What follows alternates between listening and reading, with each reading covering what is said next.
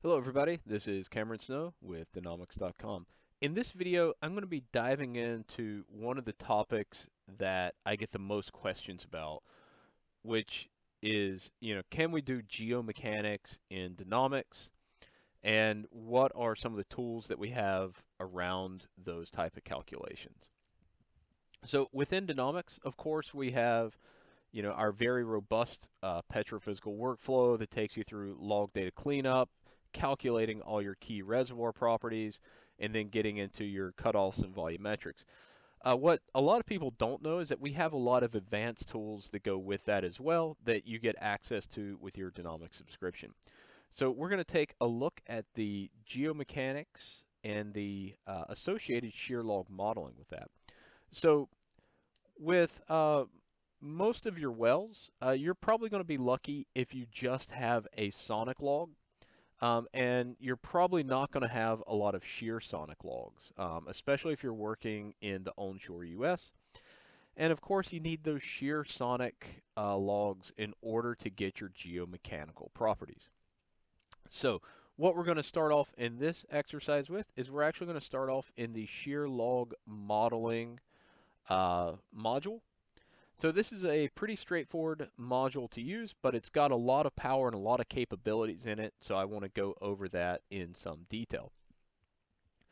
So when we look at our logs here, in this well we have just a sonic log. We do not have a shear sonic. That is something that we need to model out, and we have some options that are available to us. So with Danomics, I'm gonna zoom in just a little bit here so you can see this better.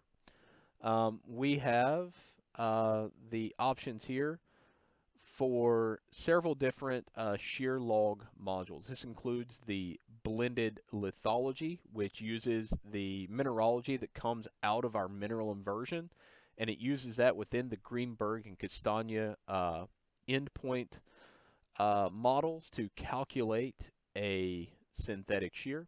We of course have the Greenberg and Castagna endpoint model, so that being the models for sandstone, limestone, dolomite, and shell. We have a mudrock line model. We have Brecher. We have the Eskandari models by Nick Pari, and we have Carroll's 1969 model. And what we have here, we have a number of tracks that show these models, and we've tried to group these. So we have our sandstone, limestone, and dolomite models from Greenberg and Castagna plotted here in this track, so we can see the variations that we would expect from those. We've got our blended lithology, our shell, and our mudrock line models displayed here. Got the Castagna and Brecher models here, and the Eskandari and Carroll models in this track. And in a lot of these cases, we can see that we have a very narrow spread. Now, you can mix and match these modules by zone here. So let's say you wanted to use a shell model in one, a sandstone model in another, a limestone model in another. You can go through and do that. You just have to choose which model in which zone.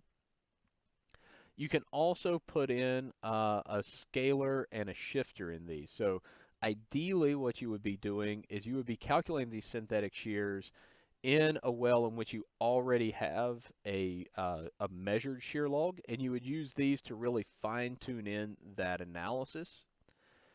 And then what you would do is you would come over here, and we have a couple of QC plots as well. So we have our Poissons ratio here, so we can look at our modeled Poissons ratio. We know that has to be less than 0.4. So this gives us a nice QC on that to make sure we're not, out in la la land. Same for our bulk modulus here. We have our a QC plot on that we could use as well. All right, and once we have the shear log modeled, the way that we'd like to do this, and I'm going to use the blended lithology model, so using our results from the mineral inversion to calculate this. Now we've updated that, and now we can come into our geomechanics module, and here in the geomechanics, what it'll do is it'll take that synthetic shear, and it will now allow us to calculate a Young's bulk, shear, and Poissons ratio for each of these. We can also come in and use either the Jarvie et al. Or the Wang and Gell models to calculate brittleness if you want to calculate that. And these are all things, especially these moduli, Poisson's ratio, and the shear log, that you would then send over to your completions engineer to help them with their frac design. These are invaluable for allowing you to build up a geomechanical model of the subsurface that you can then use to understand, hey, what is my frac going to connect up? What looks like brittle rock that we're really going to be able to go in and initiate a good frac in versus what is more plastic, what could potentially act as a frac barrier in my system. And this can be really important for when you want to go in and understand your ideal landing zones and potentially how many laterals you'll need to land within a zone in order to get the effective drainage that you would like. All right, so this was a short video, but I think it highlights some important capabilities for how we can go in and calculate our shear log properties, some of the tools that we have around that, and then how we can bring that information into the geomechanics to calculate our Young's bulk shear moduli and our Poisson's ratio. If you have any questions or you'd like to learn more, feel free to reach out to us at sales@danomics.com. Thank you.